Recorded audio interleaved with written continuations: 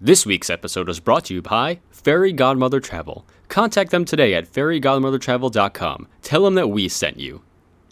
And by we mean us.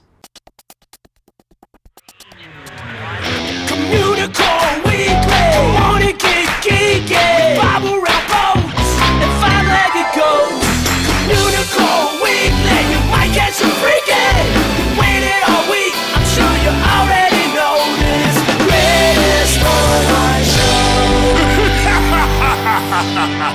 Welcome to season 3.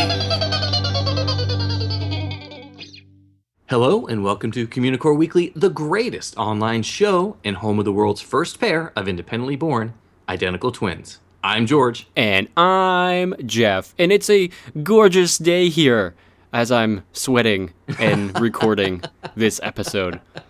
That just shows you our dedication to our cadets out there, that we're willing to go the extra mile and sweat. Oh, dude, it's like 71 in the house here. This is awesome. 71. It's like 88 miles per hour in the house here. It is so warm. We don't have air conditioning, though.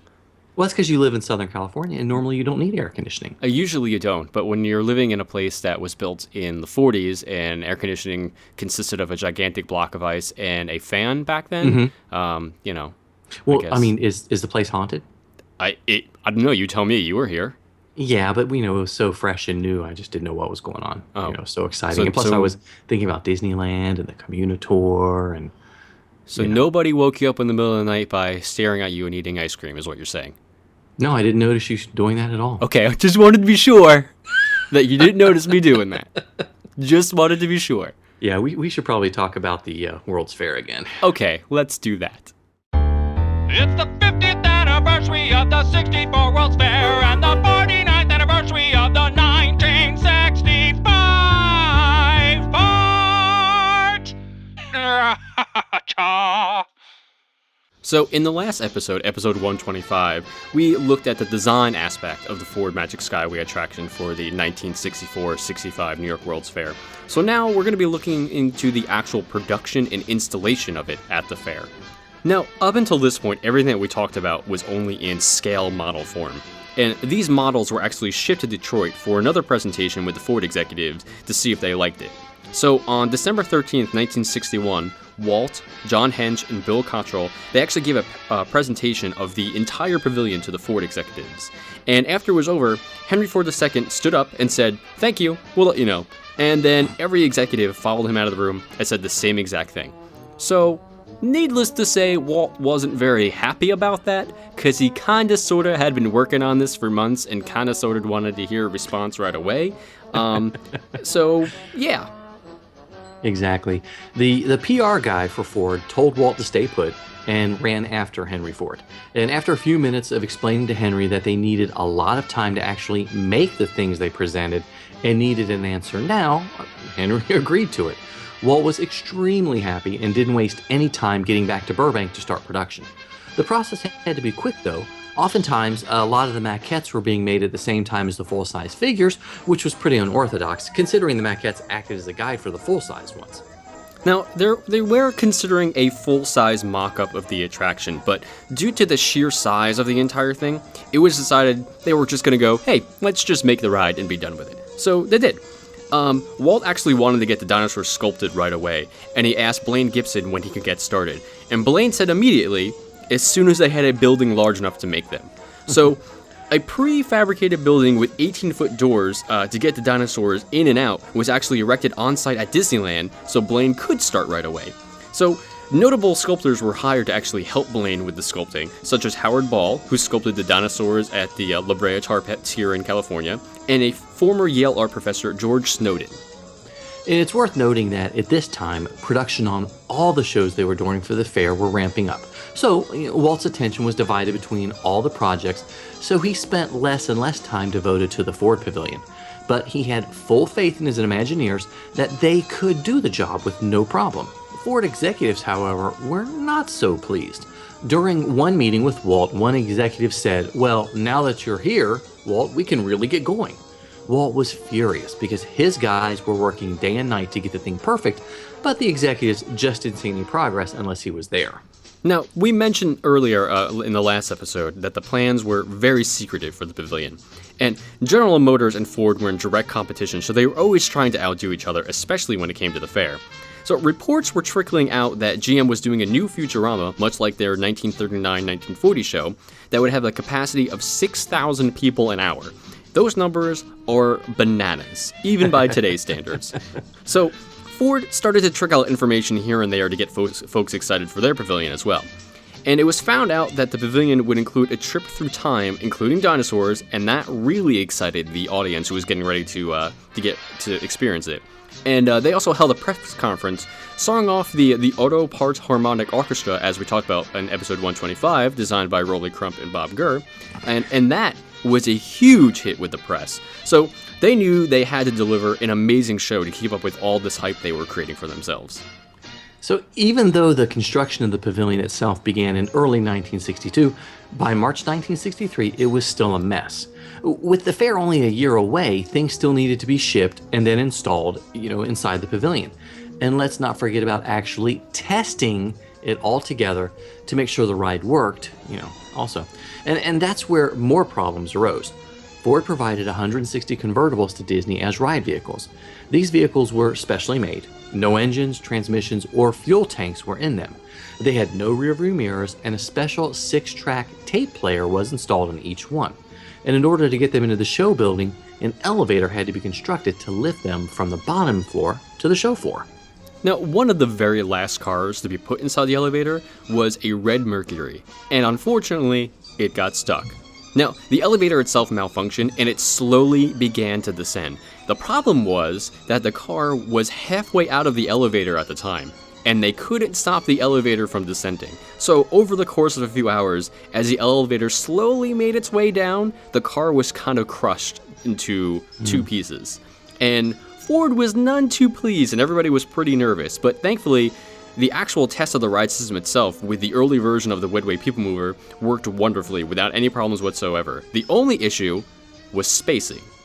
Yes, they needed their personal space. Because sometimes cars don't understand that. Exactly. I mean, you've seen those movies, right? You're driving on the highway sometimes, and cars don't understand your own personal space. That's how accidents happen, folks. Exactly. Okay, so these cars were not hooked together. They were essentially freewheeling on the track. And since the track was controlled individually in each area, sometimes fast, sometimes slow, the weight of the various cars kind of screwed things up. One night, a car somehow got turned sideways when another got too close, which caused a massive traffic jam in one of the time tunnels. You never want a traffic jam in a time tunnel. Never, ever. Never, ever, ever. So each car then has to be moved by hand to get the spacing right. But spacing problems continued, along with new rules from Ford saying what cars could not be near others. Broken taillights and bumpers happened all the time, so a mini repair shop had to be set up on site. Even up until opening day, there were issues. So they hired a couple of guys to stand at certain intervals of the show with baseball bats. I'm not liking where this is going. No, it's okay. Oh, okay, good. Yeah, they would then use the bats to measure the space between cars. And if one got too close, they would fix it as it was going so it wouldn't bang up the car in front. This went on for a few weeks until it was right. I could just see them just dudes standing in the shadows with baseball bats in New York. That alone. In a time tunnel. Even. In a time tunnel. That's kind of odd. It's all the making of a gangster movie. But fortunately, it wasn't. It was a Disney attraction. So the installation of the figures themselves in the show was a nightmare too. Because of the time crunch, everyone was really working on top of everyone else, causing human traffic jams, not just car traffic jams. And theft was apparently a big issue as well, as some of the guards were letting their friends steal some of the great stuff that was going into the pavilion. So some orders actually had to be triplicated in order to just keep one of the things there to be used in the show. But eventually the figures, 68 of them in all, started to arrive and be installed. But in early 1964, some figures kind of got lost on their way to New York. So of course, Ford, seeing this as an opportune opportunity, I didn't know why I just used opportune opportunity at the same time. That sounds really weird. But it's using a great word, right? Yeah, using it twice. That's what I'm going to go with. But they saw this as a big publicity stunt. So they actually let out a headline saying, 4 cavemen and a woolly mammoth lost in a snowstorm. That's what they put out, because those were the figures that were lost. Fortunately, the person who was driving the truck that had these 4 cavemen and the woolly mammoth, they just actually got lost, and it only took them a few extra days to get to New York with the missing figures, so they didn't have to be replicated and brought back.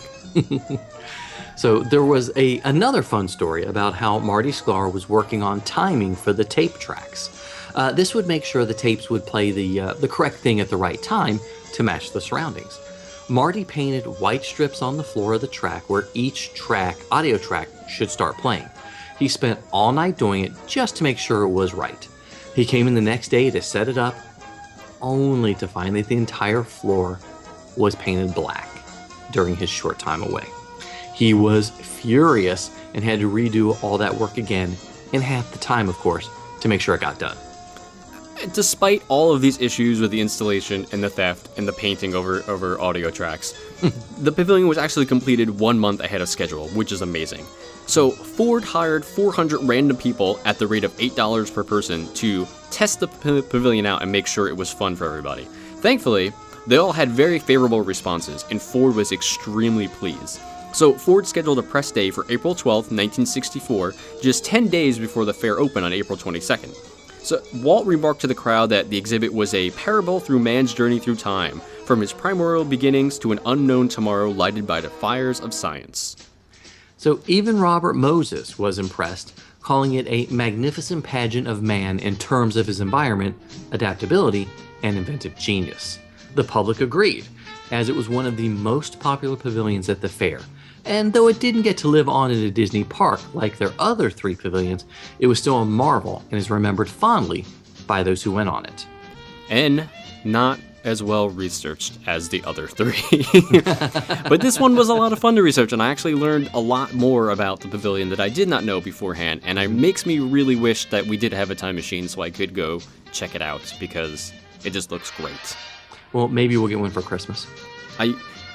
What if some of our fans don't celebrate Christmas? Like me, I do Hanukkah also. Oh, that's true.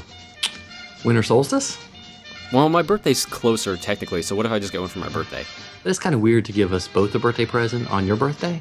Well, mine's in August, so we well, could if you give it to me on my birthday, I can travel to your go birthday. Back in time and say happy birthday. See, George, you just weren't thinking this time travel thing through. No, we should probably move on now. Clearly, I'm gonna have use of the time tunnel. You're not going to. He's a nerd, he's a geek, but we all like to hear him speak. So listen up to the words from his speech. It's George's Book of the Week. Okay, so this week's book is actually a graphic novel, which is still a book, called Space Mountain by Brian Q. Miller, illustrated by Kelly Jones. And this is a compendium of the comic series that was just released into a graphic novel. And, it is a work of fiction, and it is about Space Mountain, which might be kind of weird, but for anybody that's been listening to us for any time period, which is hopefully everybody in the world, knows that not always is the fiction good. Oh, I thought you were going to say we're kind of weird. Well, yeah, I wasn't. They'd figure that out eventually. Oh, fair enough. Fair enough. But when this one sort of rolled across our collective desks, we didn't know what to think about it because it was a comic book set in the future, and it made use of Space Mountain in a special way that I don't kind of want to give it away. But it's. I looked at the cover because I firmly believe you can judge a book by its cover, and it's 3 people in space, in front of Space Mountain, and one of them's firing lasers. So, sounds cool, but... I would have been on board for that alone. I mean, honestly, this is a graphic novel that they announced a while ago. Like, I've heard about this before they even came out with the Museum of the Weird concept for comics, or the Figment comics, and when the Museum comic came out, Seekers of the Weird came out first, I just assumed this concept fell to the wayside. So I was kind of pleasantly surprised when it showed up and we both got it. And I was pleasantly surprised by it all overall. Yeah, I mean, it was a good story, that I thought it was kind of fun. And as we talked about, we haven't talked about it yet, but it does focus on time travel. And basically, scientists can observe human history, not go back. Well, they can go back, but they set up special devices. And we sort of see 2 students that are part of the Science Academy that get to go 24 hours into the future. Their first time into the future, mind you. Yes, their first time into the future. Yes. Yeah, the students. So, of course, this is Disney related, so something has to go wrong. I was going to say, just for the record, poor planning to send 2 students on the very first mission into the future. As a parent, I would be like, listen, maybe they should test that a couple times first before I send my kid into the future. That's just me. Exactly. Send some squirrels. Maybe. Squirrels, exactly. Minor quibble, just saying. Go on. So, it's not really a new premise. We've all seen some great time travel before. But what I really liked about it, and what was a lot of fun for me, was seeing what kind of time travel and scientific equipment they used, because it sort of relates to various attractions and ride vehicles that you'd find that we all know and love. That we all know and love from Tomorrowland. A lot of great icons from the park that you'll see. And they're kind of put into another use, which is kind of neat. Yeah. And I like that. But overall, to me, I think this story kind of reminded me of like older Disney adventure films. And to me, it was incredibly charming. And I mean, at some parts it got a little dark. There were some sections of the story that may be a little dark. But I mean, overall, I really enjoyed what they did with the concept. Because basically, when they said Space Mountain graphic novel, they could have done anything. The sky was the limit. I mean, what's the story? They can do whatever they wanted. But I was pleasantly surprised with the story they came up with and how they executed it, and they made it smart enough for people like us to read, meaning not very smart people, because that is us. I was like, where are you going with this? I'm insulting our intelligence, George. But they also made it very approachable for kids. Yes, yeah. With the, they had some pretty good science facts in there too. So they did. Brian Miller did his research, but it was good. I really liked it. Yeah, it kind of reminded me of comics that I had read in the 70s that, were geared towards a lot of the earlier serials like Buck Rogers. And it wasn't a very realistic approach in the artwork. Very stylized and very sci-fi, but it was still really well done. And I enjoyed it a lot. Yeah, absolutely. So, I was really surprised to see, them take an iconic attraction like this and turn it into a story.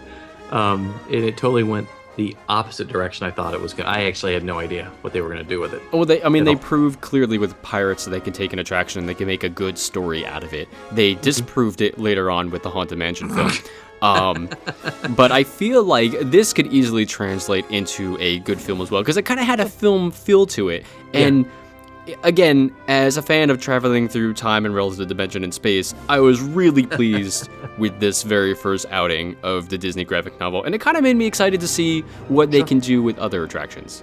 I think so too, like other worlds. I mean, it's Adventureland, Frontierland, Main Street. Yeah. That'll be interesting. Exactly. That'll be interesting to see. But, I would really think, it's really geared towards 9 to 12-year-olds, but any Disney nerd's really going to enjoy it. And they're going to have fun reading it and discussing it with other people as well. We'll start a graphic novel book club. Exactly. Let's do that. We should do a graphic novel of the month club. Then some of our fans, like Gary, might be able to read it. Exactly. That's all we'll say.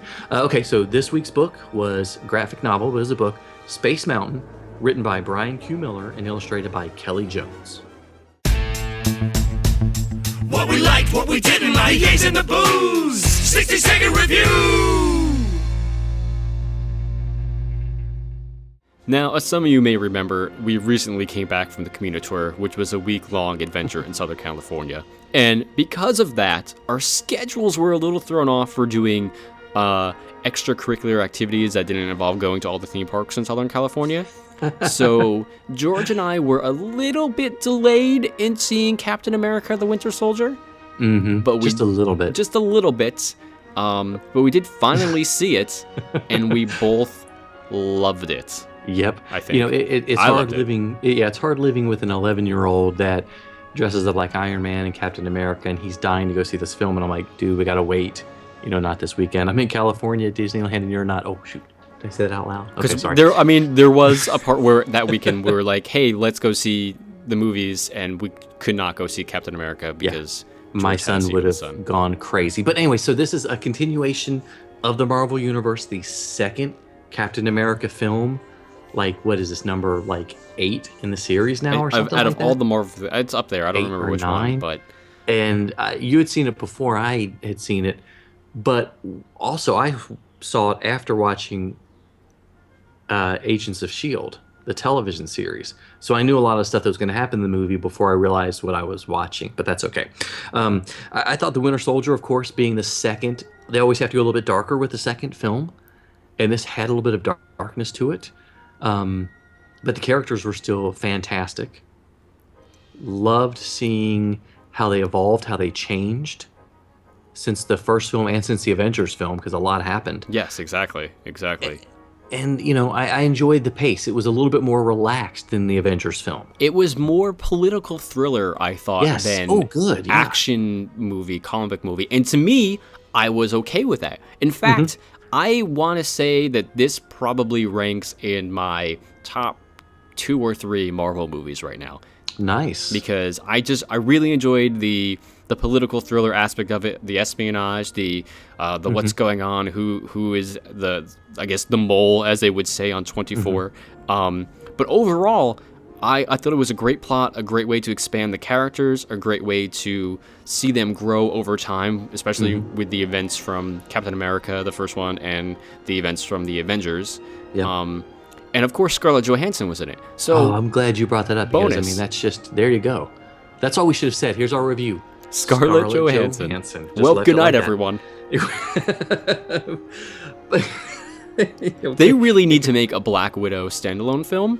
Yeah. And I know they are currently filming Avengers 2, and she's also currently pregnant. So I don't know how that's going to work. However, when she is up to it, they should definitely do a Black Widow. Because, not only because I really like Scarlett Johansson, but I really like the character of Black Widow. I think it's very intriguing. It was a great buddy film for Captain America to team up with the Black Widow. That's true.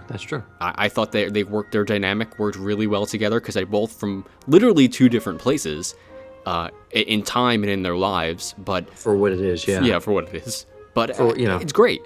And, you know, what I liked part about it, it was more, Marvel is able to take, I mean, they've got Kevin Feige doing the production, and he's, you know, keeping all the storylines intact, and he's able to bring some of these smaller, more obscure characters into the limelight that people have no clue who they are, and bring them into the movies and make them iconic. Yes. And including with the storylines. I mean, you know, the sneak preview for Avengers 2 is the Age of Ultron, and we're leaving the theater going, wait a minute, which one was Ultron? We see, okay, he wasn't this one, he wasn't Galacticus, and I'm going, okay, we got to check Wikipedia. Well, you're not a nerd like I am, so of course, Ultron to me is not a minor character. That's a huge deal. Well, no, I meant in general. Trying to cover my tracks now. Okay, yeah. You backpedal that one, George. Let me take some of your nerd cred away from you. Exactly. Try. That's okay. So, yeah, I think, you know, we both loved it. We both enjoyed it. If it's still playing where you are by the time you listen to this, definitely go see it. And if not, I think it comes out in August on Blu-ray. Nope, September 9th. September 9th. Thank you. Thank you for that. Same date as the Marvel Agents of S.H.I.E.L.D. Ah, I see. Which I will be watching soon. Yes. I did not complete it because I knew there would be some spoilers for Thor 2 and Captain America and Winter Soldier, so I did not finish out the season. But I will be now. Yeah, they all die. That's all you need to know. What? They all die. Does it take place inside a snow globe too? What is... Did you just ruin it for me? No, not at all. No. Does the Winter Soldier kill Dumbledore? I'm sorry, I'm just throwing out random spoilers now. I don't even know. Anyway, I enjoyed the film. Yep. You enjoyed the film. I did too. You should go see the film. And my 11-year-old enjoyed it. And that's there we go. Good enough. All you need.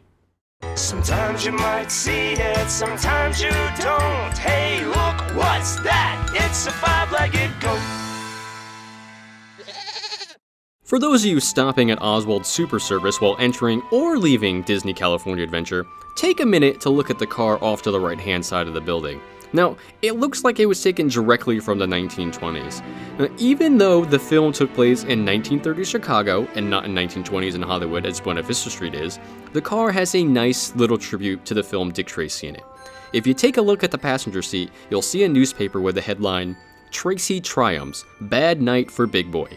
The headline, and the short blurb of the article after that you can read, is actually a reference to the end of the film Dick Tracy, where Tracy and Big Boy have their final showdown on the bridge. And Breathless Mahoney, need I say more? But she's no Scarlett Johansson. She is no Scarlett Johansson, but Breathless still. Mahoney. Exactly. I do love when the Imagineers can pull something obscure I always forget that is technically a Disney film. It was released by Touchstone. They are more... That was owned, yeah. Yeah, they're Disney an adult, quote-unquote, oriented label, even though it wasn't really available. But such a good film. Such a good film. Just missing something. I'm missing that wristwatch that I can talk to. Then again, I have an iPhone, so... I mean, I talk to my watch all the time. Well, you're strange. Well, that's true. Anyway. All right, guys. Well, thank you so much for watching and listening. I did it again, watching and absorbing another episode. I'm just going to keep adding those words. Do that. I don't know. But it's funny. It's just a thing now. I get it. Who knows? Regardless, please leave us a comment and give us a rating on iTunes. We love to hear from you guys. Yes, we do. Email us at communicoreweekly@gmail.com with any questions, comments, or concerns. And of course, you can like us on Facebook at facebook.com/Communicore Weekly. Yep. And follow us on Twitter and Instagram. I'm at Imaginerding, and he's at Jeff Heimbuck. And of course, you can call us on the Communicore Weekly GOAT line at 424-785-4628. Sorry, there's a car in the background. That's okay. Maybe they're delivering a message from one of you guys, how much you enjoy the show. Or a pizza. Or a pizza. It's not a pizza, guys. Unless somebody ordered me a pizza, which would be great. That would be awesome. Sunday nights, around 6 p.m. Disneyland time, is when we usually record. So if anybody wants to order me a pizza, I'm okay Just send with it that way. But then they got to know your house. They do, and I'm not going to say that on the podcast. But it is called the E-Ticket. The E-Ticket Lounge. The E-Ticket Lounge. See what I did there? Exactly. It's very clever. I like it. So, okay. Don't forget, you can still get a copy of the musical. They haven't run out yet. I'm not sure if or they ever. will, but they can still keep printing more, releasing more digital copies. But Communicore Weekly, the musical. Really, George? Exactly. We're on episode 126. How many years? And you can't even say the name of our show correctly. No, that's because I'm hungry and I want pizza. Fair enough. Now that we're talking about it, so you can get your copy of the 45-minute musical extravaganza at Amazon, CD Baby, iTunes, and even listen to it for free on Spotify. Heck yes. Exactly. So for Jeff Heimbuck, I'm George Taylor. And for George Taylor, I'm Jeff Heimbuck. Thanks so much for listening, guys and gals. We'll see you next time on Communicore Weekly, the greatest online show.